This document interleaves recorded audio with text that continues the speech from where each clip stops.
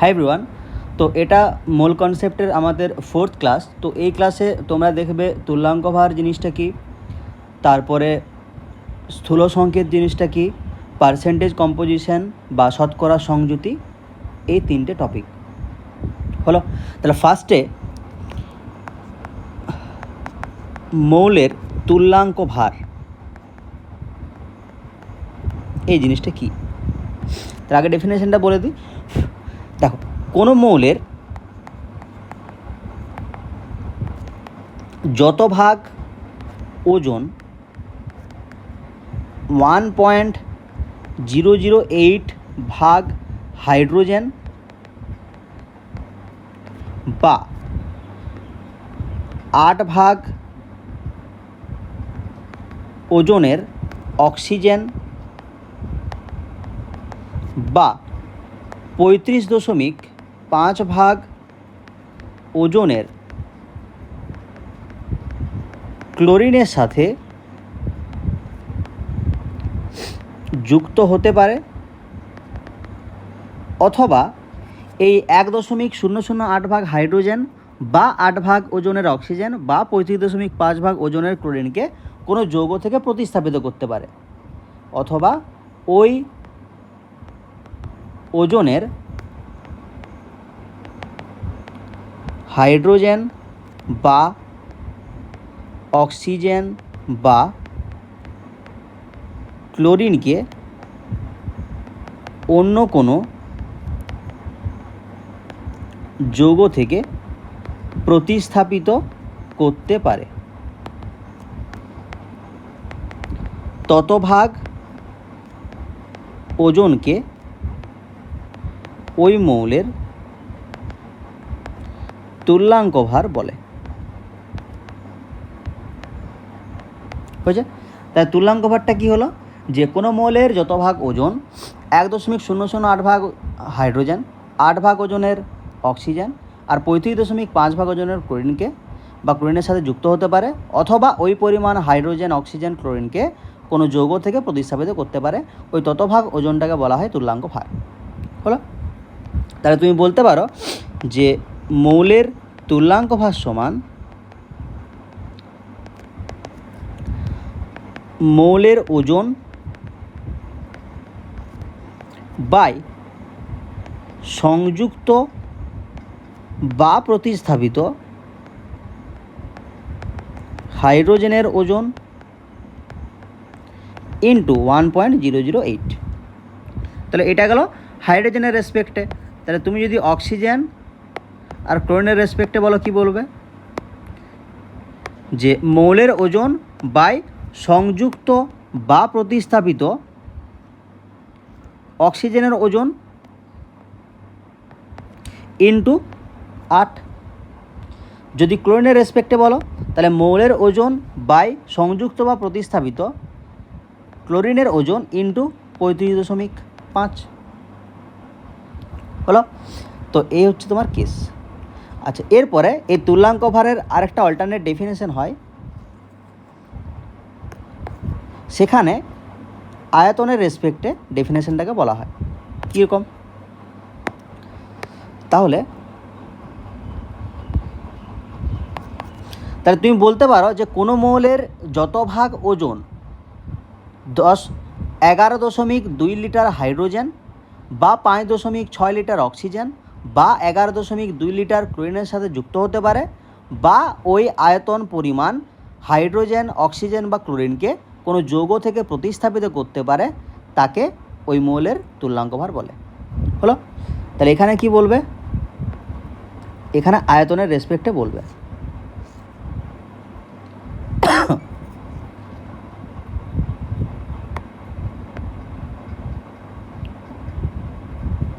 তাহলে কোনো মৌলের যত ভাগ ওজন 11.2 লিটার হাইড্রোজেন বা 5.6 লিটার অক্সিজেন বা 11.2 লিটার ক্লোরিনের সাথে যুক্ত হতে পারে, বা ওই পরিমাণ হাইড্রোজেন বা অক্সিজেনকে অন্য যৌগ থেকে প্রতিস্থাপিত করতে পারে, ততভাগ ওজনকে ওই মৌলের তুল্যাঙ্ক ভার বলে। হলো? তাহলে এখানে বলতে পারো যে তুল্যাঙ্ক ভার সমান মৌলের ভর বাই ভর ওজন কেমিস্ট্রি ক্ষেত্রে একই, ঠিক আছে, বাই সংযুক্ত বা প্রতিস্থাপিত H2 এর আয়তন অবভিয়াসলি লিটারে ইন্টু 11.2। এটা গেল হাইড্রোজেনের রেসপেক্টে। এরপরে যখন তুমি ক্লোরিনের রেসপেক্টে বলবে বা অক্সিজেনের রেসপেক্টে বলবে তখন কীভাবে লিখবে? তাহলে মৌলের ভর বাই সংযুক্ত বা প্রতিস্থাপিত অক্সিজেনের আয়তন লিটারে ইন্টু 5.6। যখন তুমি ক্লোরিনের রেসপেক্টে বলবে তাহলে মৌলের ভর বাই সংযুক্ত বা প্রতিস্থাপিত ক্লোরিনের আয়তন ইন্টু 11.2 হলো। তো এইভাবে ডেফিনেশনগুলো বলতে পারো। তাহলে এখন তোমাকে যদি বলে যে CaO যৌগে Ca এর তুল্যাঙ্ক ভার কত, তুল্যাঙ্ক ভার কত? তাহলে এই যৌগ থেকে কী দেখতে পাচ্ছ যে ক্যালসিয়াম যুক্ত আছে তোমার 16 গ্রাম অক্সিজেনের সাথে। কত গ্রাম ক্যালসিয়াম? 40 গ্রাম, কারণ ক্যালসিয়ামের আমরা জানি যে পারমাণবিক ভর 40 হয় আর অক্সিজেনের 16 হয়। তাহলে এখান থেকে বলতে পারি যে 16 গ্রাম অক্সিজেনের সাথে Ca যুক্ত আছে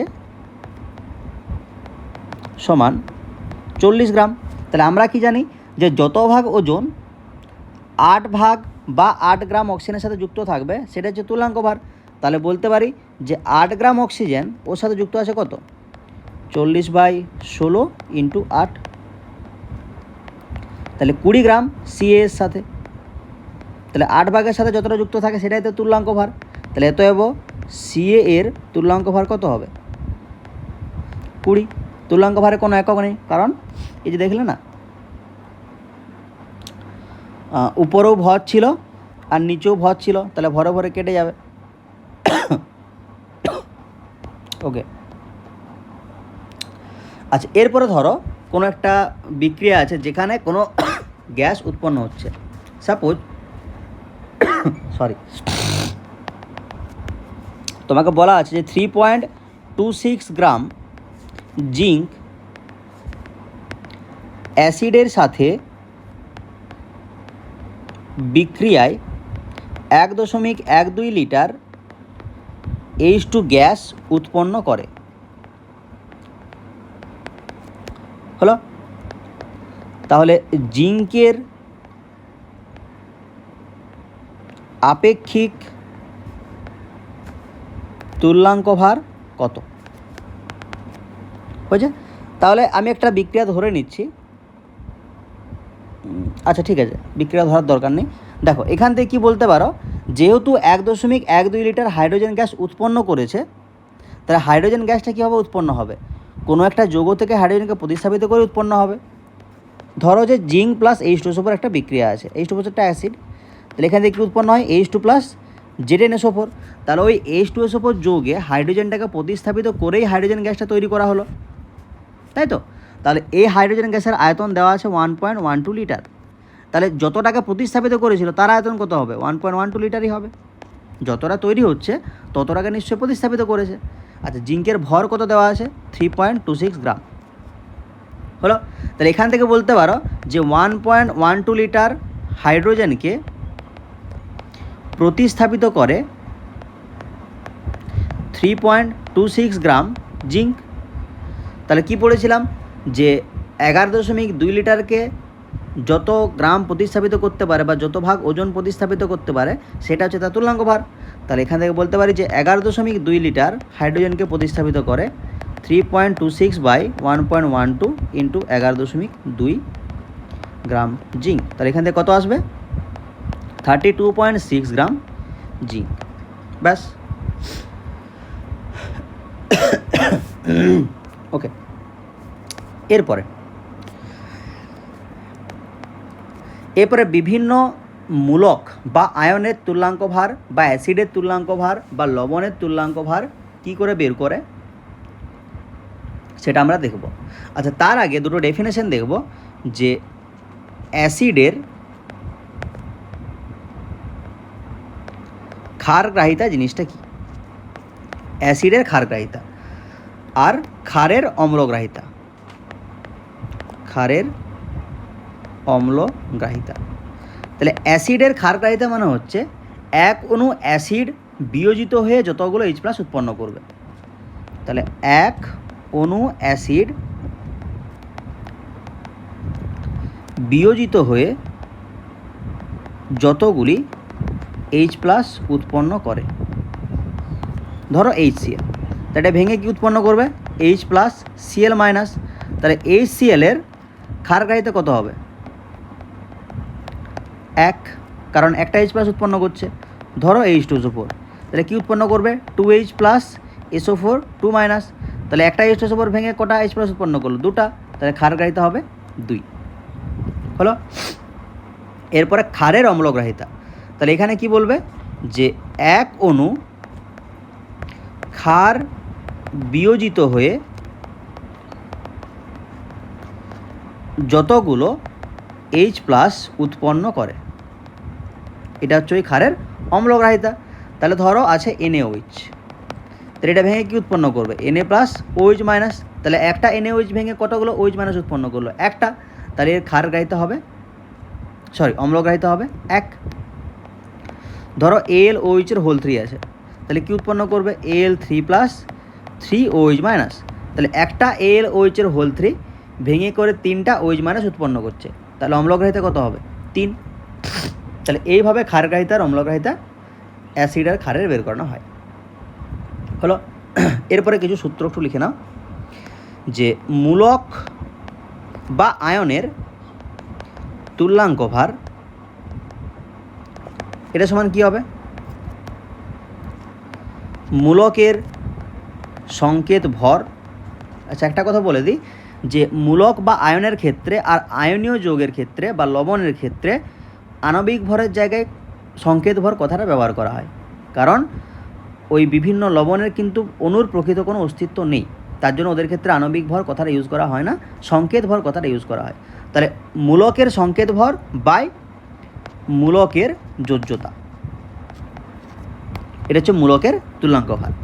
আচ্ছা, মৌলের তুল্যাঙ্ক ভার সমান কি?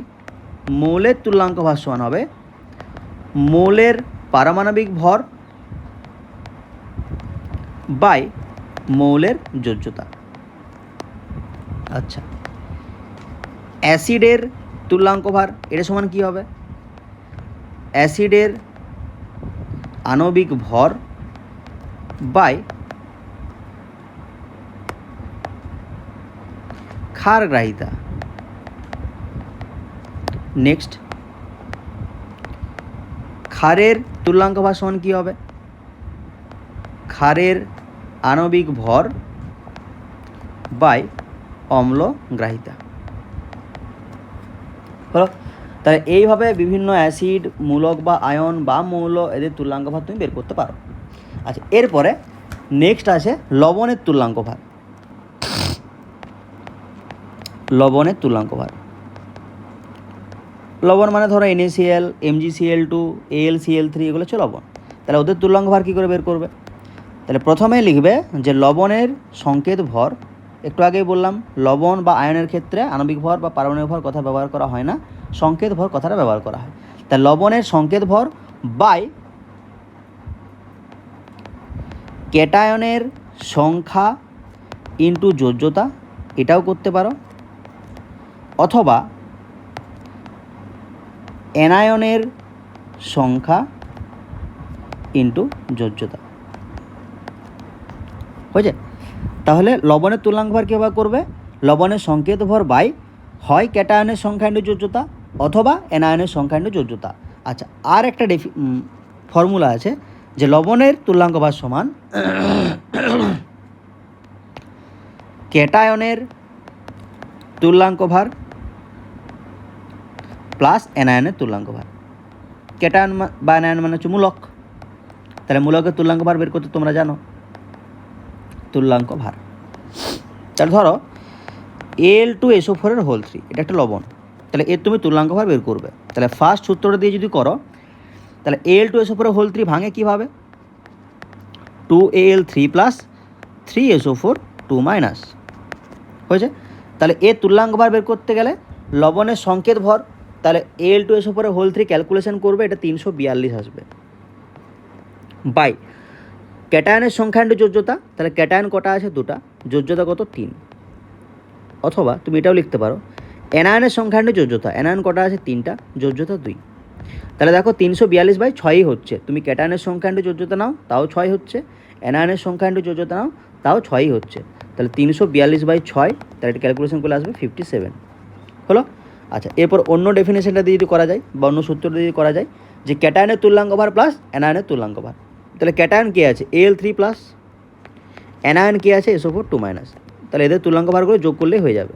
তাহলে Al3 প্লাস মানে একটা মূলক বা আয়ন, তাহলে এই ক্ষেত্রে মূলকের তুল্যাঙ্ক ভার কী করে বের করানো হয়, মূলকের সংকেত ভর বাই যোজ্যতা। তাহলে Al এর সংকেত ভর কত, যেটা পারমাণবিক ভর সেটাই সংকেত ভর, শুধু কথাটা ইউজ করা হয় সংকেত ভর 27/3, SO4 2 মাইনাস, তাহলে সংকেত ভর কত হবে 32 আর 64 96/2, তাহলে 9 প্লাস 48 57, দেখো এখানেও 57 এলো, এখানেও 57 আসবে, তাহলে একই আসবে বেসিক্যালি হলো। তো এই গেল তুল্যাঙ্ক ভার। এরপরে শতকরা সংযুতি বা পার্সেন্টেজ কম্পোজিশন, ওই জিনিসটা কি, শতকরা সংযুতি বা পার্সেন্টেজ কম্পোজিশন। তাহলে শতকরা সংযুতি মানে কোনো যৌগের প্রতি 100 ভাগ ওজনে কোনো মৌল বা মূলক ওদের যত ভাগ উপস্থিত থাকে সেই সংখ্যাটাকে বলা হয় ওই মৌল বা মূলকের শতকরা সংযুতি বা পার্সেন্টেজ কম্পোজিশন। তাহলে কি বললাম, যে কোনো যৌগের প্রতি 100 ভাগ ওজন বা ভরে কোনো মৌল বা মূলকের যত ভাগ ওজন উপস্থিত থাকে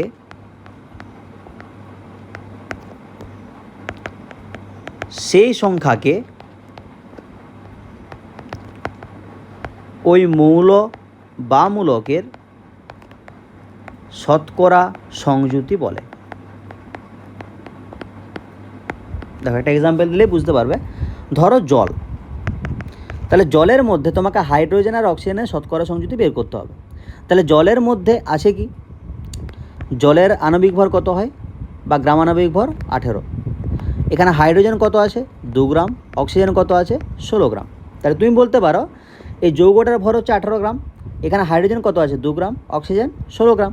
তাহলে এখান থেকে বলা যায় যদি তুমি হাইড্রোজেনের শতকরা সংযুতি বের করতে চাও আর কি, শতকরা সংযুতি, তাহলে কি বলবে যে 18 গ্রাম H2O-তে হাইড্রোজেন আছে কত গ্রাম 2 গ্রাম, তাহলে 100 গ্রাম H2O-তে কত থাকবে, তাহলে 2/18 ইন্টু 100, তাহলে 11.11% আসবে, দেখবে। তাহলে এটাই তার শতকরা সংযুতি। আচ্ছা, এরপরে যদি অক্সিজেনের শতকরা সংযুতি বের করতে চাও তাহলে কি বলবে যে 18 গ্রাম H2O-তে অক্সিজেন আছে 16 গ্রাম, তাহলে 100 গ্রামে কত, তাহলে 16/18 ইন্টু 100, তাহলে 88.89% হলো। তো এই হচ্ছে ব্যাপার। আচ্ছা, তাহলে একটা বাড়িতে করবে যে সোডিয়াম সালফেট মানে Na2SO4, এতে সোডিয়াম সালফার অক্সিজেন এদের শতকরা সংযুতি কত, শতকরা সংযুতি কত হয়েছে। এরপরে আজকের লাস্ট টপিক স্থূল সংকেত। স্থূল সংকেত বা এম্পিরিক্যাল ফর্মুলা।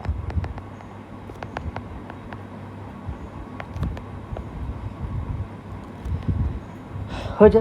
তাহলে স্থূল সংকেত জিনিসটা কি, আগে ডেফিনেশনটা বলে দিই, তারপরে বুঝিয়ে দিচ্ছি। তাহলে কোনো একটা যৌগের একটা অণুর মধ্যে যেসব পরমাণু থাকে তাদের সংখ্যার অনুপাত নির্ণয় করতে হয়। তো অনুপাত নির্ণয় করার পরে তুমি যে সরলতম অনুপাতটা পাবে সেই অনুযায়ী ওই যৌগের সংকেতটাকে তোমাকে লিখতে হবে। যে সংকেতটা পাবে সেটাই হচ্ছে স্থূল সংকেত। একটু কমপ্লিকেটেড মনে হচ্ছে, এখনই বুঝতে পেরে যাবে। দেখো তাহলে কি বললাম, যে কোনো যৌগের একটি অণুর মধ্যে যেসব বিভিন্ন পরমাণু বিভিন্ন সংখ্যায় বর্তমান থাকে ওই সংখ্যাগুলিকে বা ওই সংখ্যাগুলির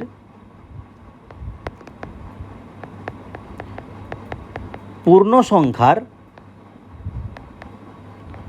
অনুপাত নির্ণয় করে যৌগটির যে সরলতম সংকেত পাওয়া যায় তাকে ওই যৌগের স্থূল সংকেত বলে। হলো? তাহলে ধরো তোমার একটা যৌগ থাকবে, তাহলে যৌগের অণু একটা থাকবে, তারপরে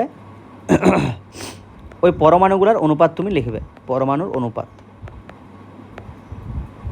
তারপরে লিখবে এন ফ্যাক্টর, এন ফ্যাক্টরটা কি বলছি, তারপরে লিখবে সরলতম অনুপাত, তারপর লিখো স্থূল সংকেত। হয়েছে? সেটা আলাদা পিন করে দিচ্ছি।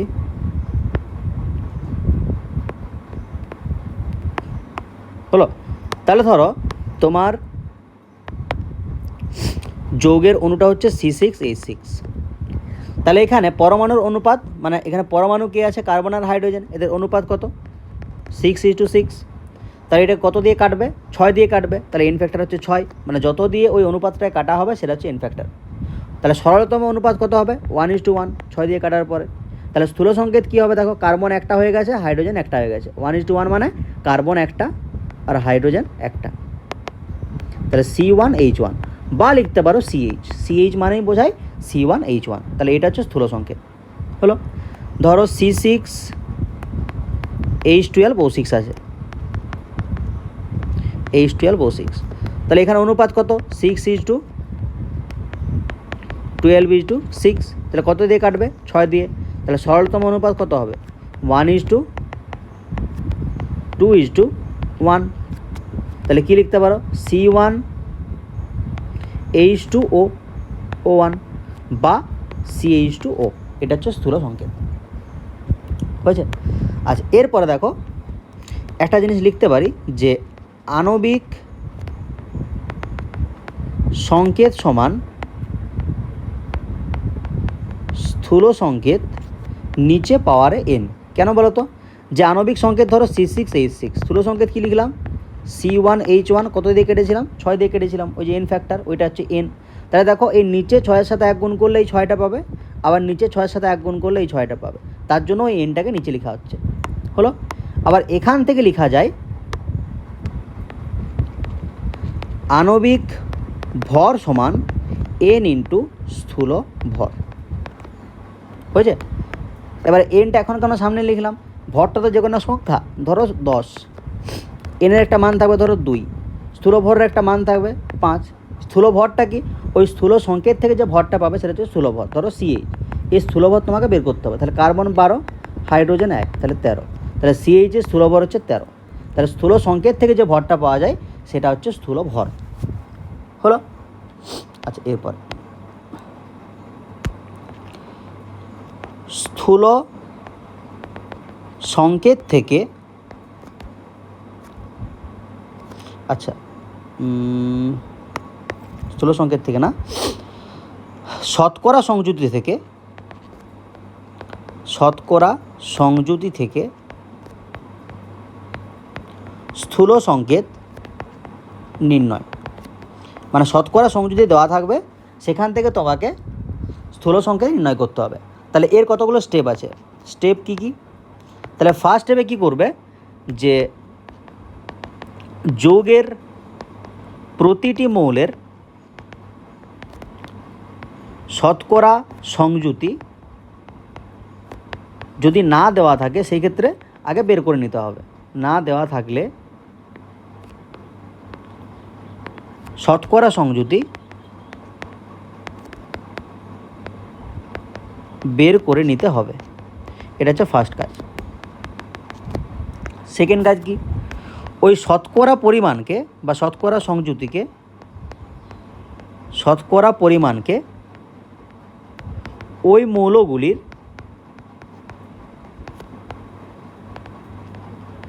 পারমাণবিক ভর দিয়ে ভাগ করতে হবে। 3 নম্বর কাজ কি, তাহলে প্রথমে তুমি শতকরা সংযুতি বা শতকরা পরিমাণটা বের করলে, তারপরে পারমাণবিক ভর দিয়ে ভাগ করলে, তাহলে ভাগ করার পর যেটা পাবে সেই সংখ্যাগুলোর অনুপাত নিতে হবে। হয়েছে? তাহলে ভাগ করার পর প্রাপ্ত সংখ্যাগুলির অনুপাত নির্ণয় করতে হবে। তাহলে এই হচ্ছে তোমার 3টে কাজ। আচ্ছা, এরপরে তাহলে একটা কোশ্চেন এখান থেকে করলেই হবে, তাহলে মোটামুটি এই পোর্শনটা শেষ। তাহলে ধরো কার্বন, হাইড্রোজেন, ক্লোরিন সমন্বিত একটি যৌগে কার্বন আছে 10.04%, Cl আছে 89.12%। তাহলে যৌগটির স্থূল সংকেত কি হবে? হয়েছে? তাহলে কার্বন, হাইড্রোজেন, ক্লোরিন, দেখো কার্বন আর ক্লোরিনের পরিমাণ দেওয়া আছে, হাইড্রোজেন দেওয়া নেই। তাহলে যৌগের মধ্যে কি আছে, কার্বন, হাইড্রোজেন, ক্লোরিন। তাহলে দুটোর পরিমাণ দেওয়া থাকলে আরেকটা পরিমাণ কী করে বের করবে? 100 থেকে বের করবে। তাহলে 100 মাইনাস 10.04 মাইনাস 89.12, এটা আসবে 0.84%। তাহলে পার্সেন্ট কত করে আছে? কার্বন আছে 10.04, আচ্ছা, হাইড্রোজেন 0.84, ক্লোরিন 89.12। তাহলে এটা হচ্ছে ফার্স্ট স্টেপ, সব পার্সেন্টগুলো বেরিয়ে গেছে। সেকেন্ড স্টেপ কী ছিল? ওদের পারমাণবিক ভর দিয়ে ভাগ করতে হবে। তাহলে কার্বনের পারমাণবিক ভর কত হয়? 12, হাইড্রোজেনের 1, ক্লোরিনের 35.5। তাহলে ভাগ করার পর কত আসবে? 0.836, 0.84 আর 2.51। তাহলে এইগুলোকে পূর্ণ সংখ্যা স্বর্ণপাতে লিখতে হবে। এই জন্য কী করবে? সবচেয়ে যে ছোটো সংখ্যা আছে সেটা দিয়ে সবগুলোকে ভাগ করে দেবে। তাহলে কী হবে? 0. আচ্ছা, এটা 84ই ধরে নিচ্ছি, 836 মানে 84। তাহলে 0.84 বাই 0.84 ইজ টু 0.84 বাই 0.84, আচ্ছা 2.51 বাই 0.84। তাহলে ছোটো সংখ্যার দিয়ে সবগুলোকে ভাগ করে দেবে। তাহলে কী পাবে? এটা পাবে 1:1:3। হয়েছে? তাহলে কার্বন আছে একটা, হাইড্রোজেন একটা, ক্লোরিন 3টা। তাহলে স্থূল সংকেত কী হবে? স্থূল সংকেত সমান CHCl3। ব্যাস, তাহলে এইভাবে স্থূল সংকেত বের করতে হয়। আচ্ছা, তাহলে আর একটা ক্লাস হলেই এই চ্যাপ্টারটা শেষ হয়ে যাবে। ওই লাস্ট ক্লাসে বিভিন্ন দ্রবণের গাঢ়ত্বকে কীভাবে লেখা হয় সেই জিনিসটা পড়ব, আর পড়ব লিমিটিং রিয়েজেন্ট। হয়েছে? Thank you.